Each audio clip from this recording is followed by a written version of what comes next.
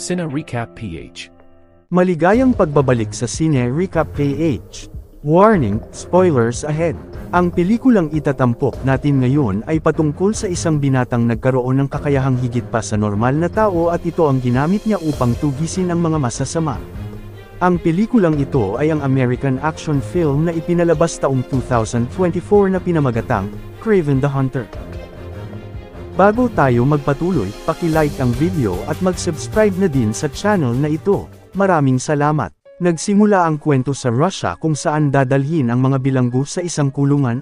Saglit na huminto ang sasakyan upang makapagbanyo ang lahat ngunit ang isa sa bilanggo ay nawawala pero natagpuan ito sa likuran na may iba ng katauhan.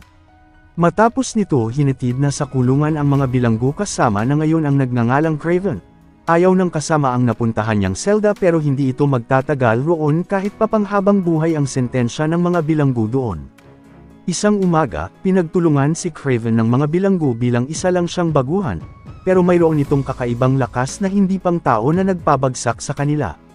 Dahil dito, ipinatawag siya ng kanilang pinuno na si Semyon Chorny, isang kinakatakutang kriminal. Sinadya talagang makalapit ni Kraven sa kanya dahil ito ang layunin niya bilang isang hunter, ang patayin ang mga masasamang tao at agarang tumakas sa bilanggoan gamit ang kanyang abilidad na parang isang hayop. Sinubukan pa itong pigilan ng mga gwardiya pero hindi na nila ito nahuli kung saan may nag-aantay pala sa kanyang eroplano para sa pagtakas. 16 na taon ang nakakaraan, ang magkapatid na Kravenov na si Sergey at Dmitry ay sinundo ng ama sa paaralan. Pinaalam sa kanilang namatay na ang kanilang ina sa pagtapos sa sarili nitong buhay. Ang kanilang ama na si Nikolai ay walang ibang interes kundi ang may handa ang dalawang anak, para sa sarili nitong hangarin na sundan ang kanyang yapak bilang drug lord at dinala sa Ghana para mangaso ng leon. Samantala, ang batang si Calypso ay may misteryosong manghuhula na lola. Pinapili siya ng 3 barahan na tumutukoy sa mangyayari sa hinaharap at binigyan ito ng isang potion na makakagamot sa kung sino mang makakainom. Nasa pangangaso na ngayon ang mag-ama kung saan matagumpay na nakahuli si Nikolai. Pinayuhan niya si Sergey na huwag matakot sa kamatayan at hinimok na maging matapang dahil ang kapatid nitong si Dmitry ay hindi niya maaasahan sa ganung bagay. Sumunod na araw, nilapitan si Nikolai ng kasama sa pangangaso na si Alexei upang makipagsosyo sa kanya, pero hindi ito tumugon dahil ayaw niya sa mga taong hindi kilala na itinuturing nitong walang silbi. Habang nasa hulihan ng magkapatid, isang leon ang tumambad sa dalawa na sinubukang barilin ni Sergey pero hindi niya itinuloy dahil hindi naman nagpakita ng pagka-agresibo, ngunit pinaputukan ito ng kanilang ama dahilan nang nagalit ang leon at tinangay si Sergey. Sa kabilang bahagi ng gubat, ang magulang ni Calypso ay abala sa pangunguha ng larawan sa mga hayop. Nakaramdam ang bata ng kakaibang pahiwatig at mabilis na tumakas hanggang sa nakasalubong ang leon na tangay-tangay ang binata. Umalis din ang leon nang makita siya nito habang nakita ang malubhang kondisyon ng binata. Sa bili ng lola ipinainom niya kay Sergey ang misteryosong potion na makakagamot ng kahit anong klaseng kondisyon na magpapabago sa buhay ni Sergey at humingi ng saklolo. Naisugod sa ospital ang binata pero binawian din ito ng buhay. Ilang minuto lang ang lumipas bigla itong nabuhay na ikinagulat ng naiwan na nurse. Mabilis na gumaling si Sergey sa mga sugat na natamo nito na parang walang nangyari. Masayang-masaya din ang kapatid niya nang makita ulit ito ngunit pagdating ng ama ay iniuwi na siya kaagad kahit hindi sang-ayon ang doktor. Nang makauwi sila, nabasa ni Sergey ang naiwang sulat ng ina para sa kanya na umaasang hindi niya gagayahin ang ama paglaki.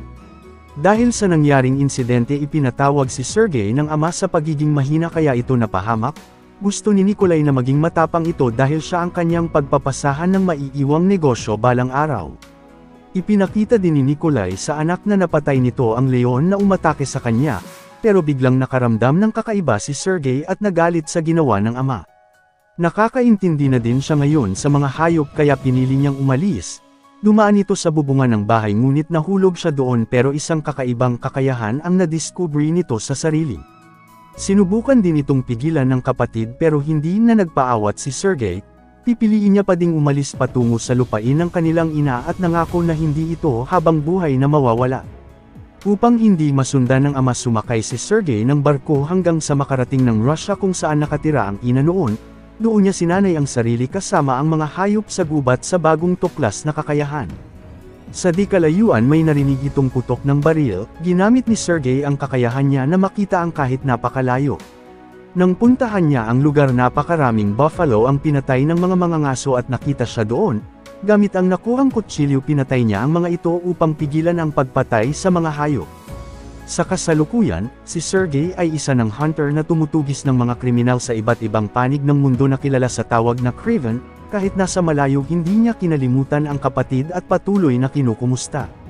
Isang araw, may mga mangangaso na naman ang pumatay ng maraming buffalo para sa kanilang sungay. Pag-alis ng mga ito, hinarang ni Craven ang kanilang daan palabas. Nang tangkain siyang sagasaan, umakyat si Craven sa pagdaan sa ilalim at pinatay ang mga mangangaso. Nagawa namang makatakas ng leader ng grupo pero tinandaan nito ang plaka ng sasakyan. Kalaunan, pagkauwi ng tumakas na mangangaso para mag-report sa kanyang employer, laking gulat nitong makita roon si Craven nang hindi alam kung paano siya nasundan. Pinatay ni Craven ang kanyang boss sa masasamang gawain, maging ito ay tinapos niya na din. Samantala, si Calypso ay isa na ngayong matagumpay na abogado sa New York. Isa sa mga kaibigan niya sa husgado ang pinatay matapos itong manindigan laban sa kriminal na si Semyon Chorny. Matapos ang libing ng kaibigan, nagpakita si Craven para makiramay. Hindi siya kilala ni Calypso kaya pinaalala nito na siya ang lalaking iniligtas niya noon. Matagal na itong hinahanap ni Craven dahil may gusto itong malaman. Ibinulgar niya din kay Calypso na hindi man malulutas ng batas ang kaso na gawa niya nang maipaghiganti ang kaibigan nito. Pag-uwi ng bahay, nalaman ni Calypso na totoong pinatay si Chorny sa kulungan ng nagpakilalang hunter. Nakipagkita ulit ito kay Craven para alamin ang dahilan. Sinabi lang ni Craven na ginawa niya lang ito bilang pasasalamat sa pagkakaligtas noon sa kanya. Ganun pa man, hindi masyadong nagustuhan ni Calypso ang ginawa ni Craven dahil mayroon pa ding batas. Ngunit maraming nakakalusot at siya ang pag-asa ng nakararami na mabigyang hustisya ang mga walang kakayahan. Hiniling din sana ni Craven na magtulungan sila dahil marami itong koneksyon. Gusto munang pag-isipan ni Calypso ang magiging sagot niya at pinayuhang pag itinuloy niya ang pagtutugis sa mga kriminal, baka magiging kapalit nito ay ang mga taong mahalaga sa kanya.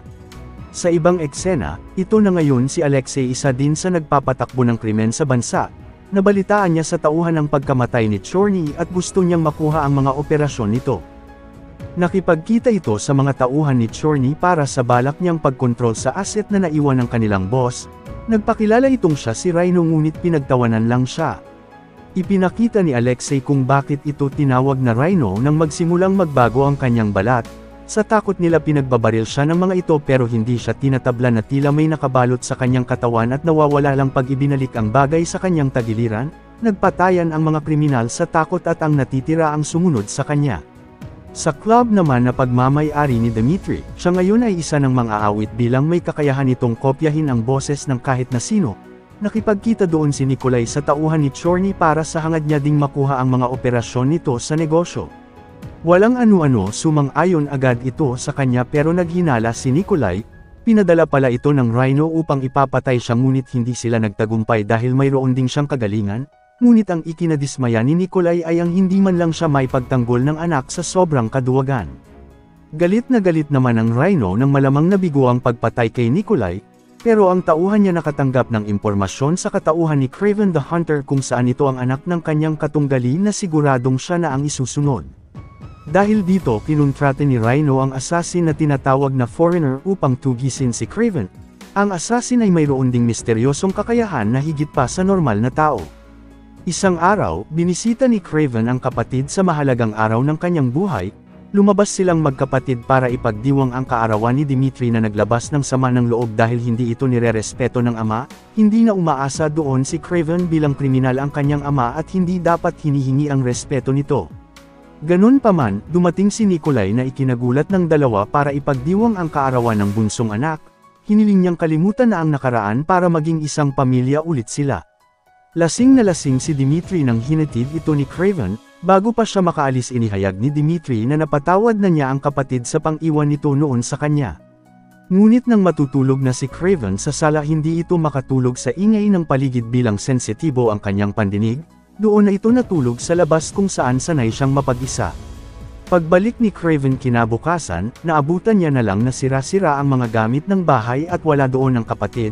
Nakita niya na lang itong dinukot at isinakay sa isang van ng mga hindi kilalang tao. Sinubukan pang habulin ni Craven ang mga ito para sana iligtas ang kapatid, ngunit nakatakas sila. Agarang nagtungo si Craven sa opisina ni Calypso upang humingi ng tulong na mahanap ang kapatid. Sinisisi niya din ang sarili na iniwan si Dimitri pero nangako si Calypso na hahanapin ito at tumawag ng mga kontak niyang tao. Pinuntahan din ni Craven ang ama para malaman kung sino ang may kagagawan. Maraming kaaway si Nikolai kaya hindi niya din alam at ipinakita ang putol na daliri ng kapatid. Hiningan si Nikolai ng $2 milyong kapalit ng anak pero ayaw itong magbigay dahil iniisip niya ang reputasyon kaysa sa sariling anak. Pinagbantaan ni Craven ang ama pag namatay ang kapatid ngunit iniisip ni Nikolai na patay na si Dimitri kahit magbayad pa ito. Umaasa naman si Craven na buhay pa ang kapatid. Kalaunan, nakakuha na si Calypso ng impormasyon ng mga dumukot kay Dimitri, isang grupo ng mersenaryo na nagtatago sa monasteryo ng Ankara, Turkey. Ngunit binayaran lang pala ang ahente para mahulog si Craven sa bitag ng Rhino. Agara namang pinaalam ni Calypso ang impormasyon kay Craven para puntahan ang kapatid sa napag-alamang lugar, gamit ang kakayahan niya mabilis lang nitong napasok ang lugar nang walang nakakahalata. Pagdating sa loob nakaharap ni Craven ang mga mersenaryo, ipinakita nito ang kakayahan niya at hinanap ang kapatid sa kanilang pinuno, ngunit isa lang pala itong bitag upang mapatay siya. Nahulog sila sa napakalalim na bangin pero iniligtas ni Craven ang mersenaryo dahil ito lang ang makakapagturo sa kapatid. Nalaman niya na ang Rhino ang nag-utos na ipapatay ito ngunit tinuluyan ang dalawa. Sa ngayon hawak na ng Rhino si Dimitri, ipinakita nito ang totoong pagkatao ng kapatid na siya ang The Hunter na iniisip ng lahat isa lang alamat para katakutan ng mga kriminal. Sa kabila nito nakaligtas pa din si Craven at tinapos ang mga may balak pumatay sa kanya. Tinawagan niya din si Calypso upang ipaalam ang nangyari at pinatakas na agad dahil siguradong ito na ang isusunod nila kung saan mayroong dumating buti na lang nagawa nito agad makaalis. Ipinakita naman ng Rhino kay Dimitri ang kakayahan niya na mula sa isang eksperimento ng nakilala nitong doktor, pero nakakaramdam ito ng sakit tuwing nagpapalit kaya mayroon siyang gamot na pang-control. Gustong makipagsundo ng Rhino kay Dimitri para sa maraming oportunidad. Sinabi nitong buong buhay niya masyado siyang minamaliit ng ama pero hinding-hindi ito magtataksil sa pamilya. Dahil dito nagalit ang Rhino at binalak siyang tapusin, ngunit natigilan ito nang malamang buhay pa din si Craven at may paparating na hinihinalang sinusugod na sila pero ang foreigner ang nagpakita. Isinama na ni Craven si Calypso kung saan ito nakatira para sa kanyang kaligtasan, isang tigre ang ipinakita niya na madalas nitong nakakalaro noong maliit pa ito. May dalang magandang balita naman ang foreigner sa Rhino, nalaman na kasi nito ang kinaroroonan ng Hunter sa pamamagitan ng ginamit niyang lason sa mga inupahan nilang mersenaryo na isang halaman. Natagpuan din ni Calypso ang mga nakatagong kagamitan ni Craven sa pakikipaglaban, binawalan ito ni Craven pero sinabi niyang mayroon itong kaunting kaalaman sa pagpana at nakita ang iba't ibang uri ng mga halaman. Sinusubukan palang makabuo ni Craven nung potion na pinainom sa kanya noon subalit patay na ang lola ni Calypso na may gawa. Samantala, sinisimula na ngayon ng grupo ng Rhino ang paghahanap kay Craven, ginamit nila si Dimitri upang makausap ito para sa hangad niyang makipagsundo pero hindi ito tumugon. Kalaunan, dumating na ang grupo sa lugar na may dalang maraming mersenaryo, naghahanda na din si Craven habang inatake ng kaibigan nitong tigre ang grupo dahilan ng nakatakas si Dimitri. May mga nakalatag na bitag sa gubat, ito ang ginamit ni Craven para mapatay ang mga mersenaryo na narinig na lang ng Rhino na nauubos na ang mga tauhan, ngunit may inihanda pa pala ito para kay Craven na mabilis niya ring natakasan. Subalit dahil dito tinamaan siya ng lason na may kakayahang makakaranas ito ng halusinasyon na kagagawa ng foreigner, sinubukan pa ding lumaban ni Craven sa kabila ng kondisyon ngunit hindi niya ito kinaya dahil sa kakayahan ng assassin na maglaho. Pagdating ng mga kasamahan nito pinahanap na ng foreigner si Dimitri at siya na ang bahalang tatapos kay Craven, pero bago niya pa nagawa dumating si Calypso at naunahan ito na inakala ng mga kasamahang patay na ang Hunter.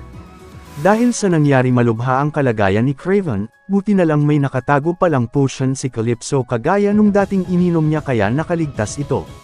Nahuli din ulit ng mga tauhan ng Rhino si Dimitri, agara na silang umalis sa pagkakaalam na patay na si Craven pero biglang sumugod sa kanila ang napakadaming buffalo, dumating doon si Craven para iligtas ang kapatid at nakaharap nito ang Rhino sa kanyang totoong anyo.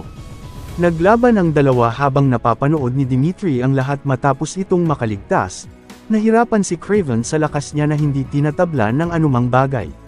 Ganun pa man, nakahanap ito ng kahinaan ng rhino sa katawan na pinapadaanan ng gamot at doon na niya ito napabagsak. Bago mamatay ang rhino, may inamin ito patungkol sa kanyang ama. Kalaunan, nagising na lang si Nikolai sa kanyang pagkakatulog nang makita doon ang anak. Nalaman kasi ni Craven na ang ama pala ang nagpadala ng impormasyon sa rhino upang subukan ang kakayahan niya. Noon pa man, kayang balikan ni Craven ang ama sa mga kasamaan nito sa mundo pero hindi niya ginawa dahil ama niya pa din ito. Pero ngayon hinayaan na ni Craven si Nikolai na mamatay upang pagbayaran ang mga kasamaan at ikakatahimik nilang magkapatid. Isang taon ang lumipas, binisita ulit ni Craven ang kapatid. Malaki ang pinagbago ni Dimitri matapos mawala ang ama na naghihinalang si Craven ang may gawa.